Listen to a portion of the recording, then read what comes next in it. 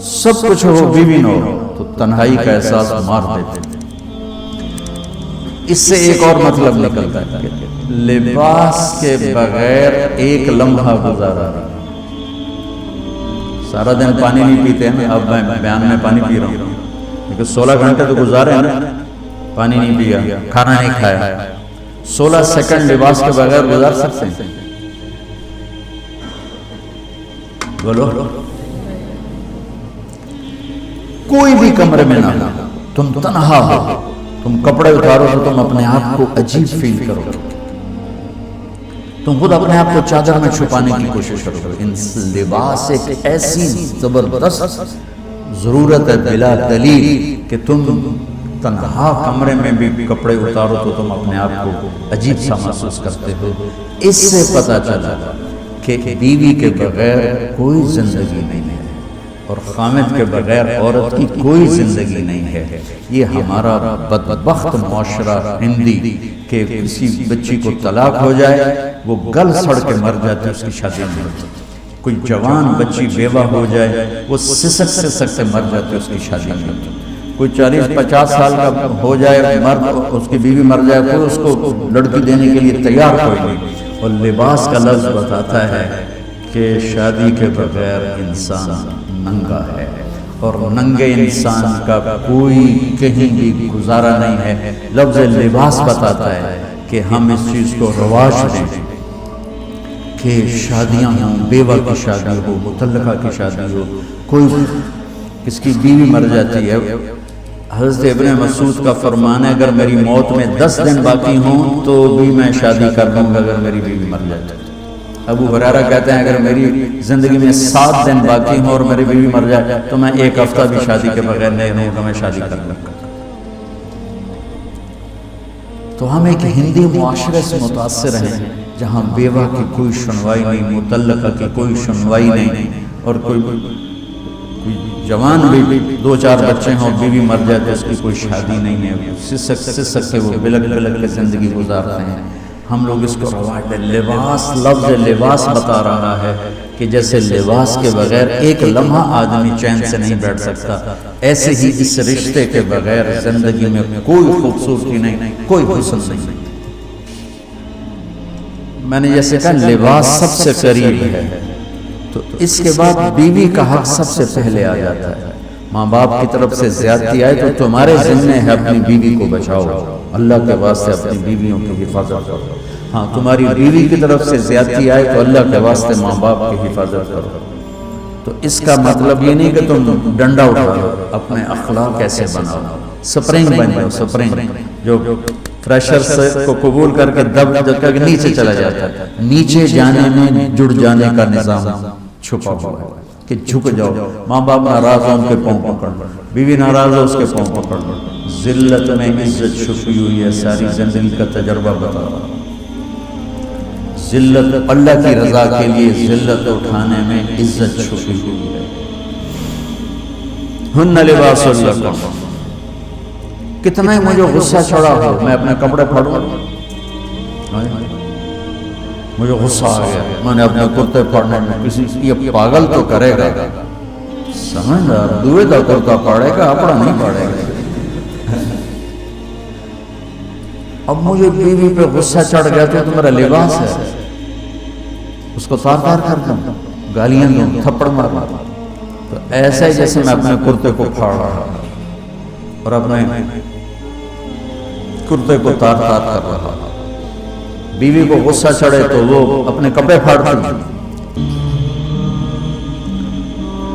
ہن لباس لکم انتم لباس لہن، تو لباس کیا کرتا ہے؟ زیب و زینت۔ لباس کیا کرتا ہے؟ عیب چھپاتا ہے۔ لباس کیا کرتا ہے؟ خوبصورت بناتا ہے۔ تو اس رشتے کو خوبصورت بنانا ہے، بیوی خامن کے لیے، خامن بیوی کے لیے۔ کس طرح یہ رشتہ خوبصورت بنے گا؟ اچھے اخلاق کے ساتھ، اچھے اخلاق کے ساتھ۔ اگر گھر والوں کے اخلاق اچھے ہیں، وہ بچی ساس سسر کو ماں باپ بنا لے، ساس سسر بچی کو ماں باپ بنانا، خامن بیوی کو ہتھیلی کا چھالا بنانا، بیوی خامن کو ہتھیلی کا چھالا بنانا۔ میں قربان جاؤں اپنے نبی پر، ساری کائنات کو نور ایمان دینے والی ہستی، اور حضرت عائشہ رضی اللہ عنہ کو لقمے بنا کے کھلا رہے ہیں. کمال. حضرت عائشہ رضی اللہ عنہ وہ بڑی بڑی بوٹیاں ہوتی تھیں نا، وہ اٹھا کے ایسے نوچتی اور پھر رکھ دیتی، روٹی کا ٹکڑا تھا. میرے نبی وہی بوٹی اٹھاتے جہاں حضرت عائشہ نے نوچا ہوتا تھا وہیں دکھا کے کرتے تھے، ان کی محبت کو لینے کے لیے اور ہمیں سکھانے کے لیے. حضرت عائشہ گلاس اٹھاتی، بڑے بڑے ہوتے تھے، اب تو یہ چھوٹے چھوٹے گلاس ہیں. بخل کا زمانہ آ گیا، پانی بھی تھوڑا دیتے ہمارے دیہات کا کلچر تھا، اب تو مٹ گیا ہے، مہمان ہی کوئی نہیں ہوتے. جب کچی سڑکیں ہوتی تھیں اور ذرائع نہیں تھے تو بہت سے مسافر ہمارے ڈیروں میں آ کے رات گزارتے تھے.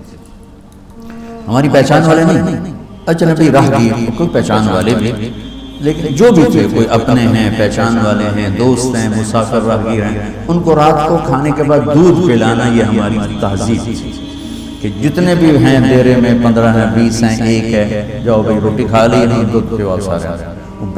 جانور بہت زیادہ ہوتے تھے، کھیتی باڑی کم ہوتی تھی، دودھ وافر ہوتا تھا.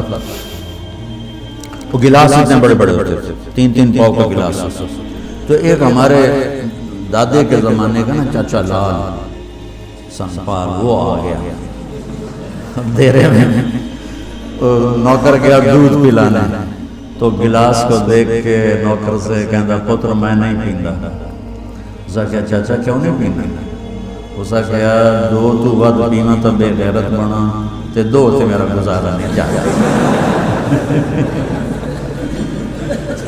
میں نہیں.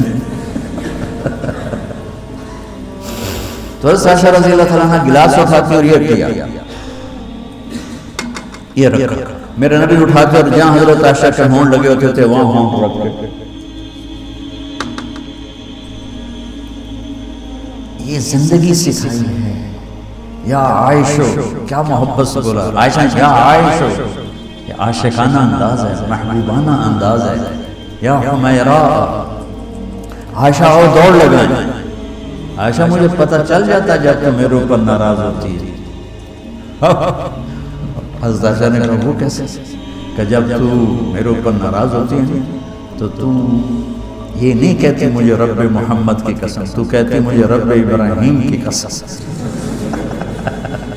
جب تو میرے اوپر راضی ہوتی ہے تو کہتی ہے مجھے رب محمد کی قسم، اور جب تو میرے اوپر ناراض ہوتی ہے تو کہتی مجھے رب ابراہیم کی قسم.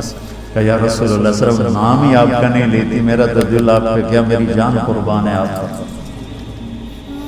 عرب کے ماحول میں اظہار عشق عیب تھا بیوی سے.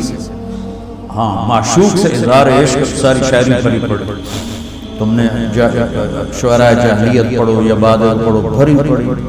وَهَلْ تَبْكِينَ لَيْلَا إِذَا مِتُّ قَبْلَهَا وَقَامَ عَلَى قَبْرِ النِّسَاءُ النَّوَائِحُ لَيْلًا كما لو أصاب الموت ليلة بكيتها وجاد لها دمع من العين السافح وأغبط من ليلة بما لا أناله بلا كل ما قرت به العين طائع ولو أن ليلة دیکھو ليلة 4 شعر ليلة، ہر شعر میں ليلة.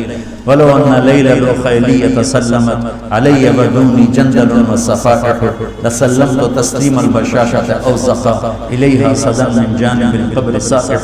وہ بڑے زور شور سے لیلا لیلا لیلا اپنے اشعار میں کہہ رہا ہے. لیکن بیوی سے اظہار عشق، عیب، موت، اس ماحول میں جس میں بیوی سے اظہار عشق ایک عیب تھا اور معشوق سے اظہار عشق، شاعری بھری پڑی. ترکت ہوا لیلا وسعد بمعزل، کیا کیا خوبصورت شاعری. بِأَبِي الشَّمُوسُ الْجَانِحَاتُ غَوَارِبًا اللَّابِسَاتُ مِنَ الْحَرِيرِ جَلَابِبًا حَاوَلْنَا تَفْدِيَتِي وَقِفْنَا مُرَاقِبًا فَوَضَعْنَا أَيْدِيَهُنَّ فَوْقَ تَرَائِبٍ.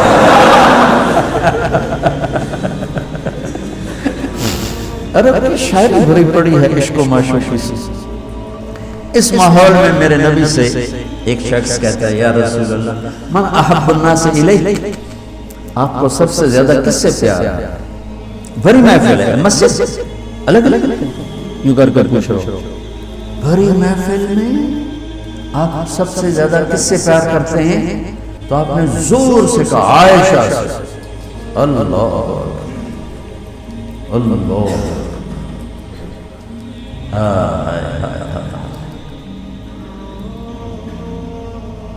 وہ تو ہل گئے، کہنے لگے ان کی تو سمجھ میں نہیں آئی بات، تو انہوں نے کہا یا رسول اللہ میرا مطلب ہے مردوں میں آپ کس سے زیادہ پیار کرتے ہیں؟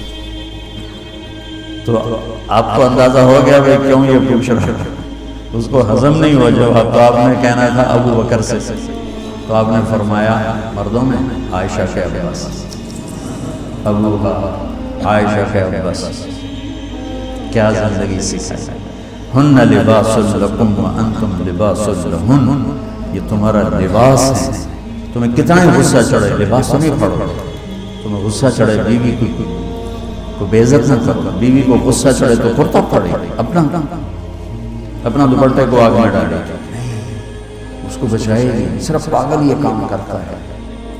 اسی ایک لفظ لباس کے اندر زندگی گزارنے کا پورا طریقہ موجود ہے، اور اسی کے اندر بیواؤں کی مطلقہ کی رنڈوے کی شادی کا اشارہ خوبصورت موجود ہے کہ لباس کے بغیر تو ایک لمحہ انسان نہیں گزار سکتا، اس کو رواج دینا، اس کو رواج دینا یہ ہماری ذمہ ہے، اور اپنے نبی کی معاشرت کو بتانا یہ ہماری ذمہ ہے۔ تو ان مسائل میں پڑ گئے جن کا نہ جنت سے تعلق ہے نہ جہنم سے تعلق ہے، الٹا وہ مسائل جس میں زیادہ اختلاف ہے اس میں زیادہ بولنا، زیادہ تقریریں کرنا، اس چیز نے ہمیں اپنی منزل سے بہت دور کر دیا، ہم کھو گئے ہیں، کہیں اور چلے گئے ہیں۔